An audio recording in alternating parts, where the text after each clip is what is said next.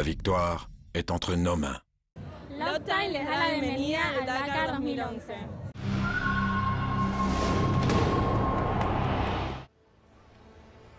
Plus que jamais, le Dakar veut s'assurer que la course soit sûre pour le public. Le danger augmente avec l'intérêt croissant en Argentine et cette année, la sécurité a été renforcée avec plus de zones dédiées au public.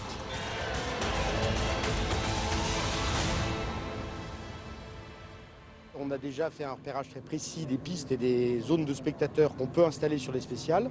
Donc en fonction des spéciales, on a entre 3 et 4 zones de spectateurs qui sont balisées, encadrées par la gendarmerie. Ce sont environ 25 000 représentants des forces de l'ordre locales et des autorités qui sont mobilisés rien que pour la sécurité.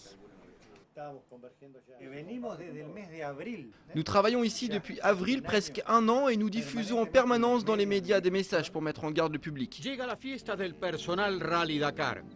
Autos, motos, camiones. Pero cuidado, nunca se acerque a la ruta. Nunca cruce la ruta. Le plus important est d'informer les gens au sujet des zones interdites, mais il y a tellement de gens qu'il nous faut vraiment travailler en amont. Concurrence 103, P4 290. Les organisateurs français sont venus en Amérique du Sud pour des réunions sur la sécurité avec les forces de l'ordre local.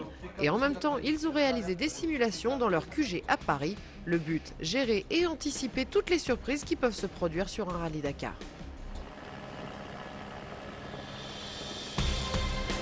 On a des voitures et des hélicoptères qui passent en ouverture de chaque spéciale pour s'assurer que la spéciale est propre et clean, comme on dit chez nous, à savoir qu'il n'y a pas de gens qui sont sortis de ces périmètres de sécurité. Donc on a des voitures qui partent avant les premières motos, on a des voitures qui partent avant les premières autos, et comme ça on a un retour immédiat et une perception immédiate du niveau de sécurité de la spéciale.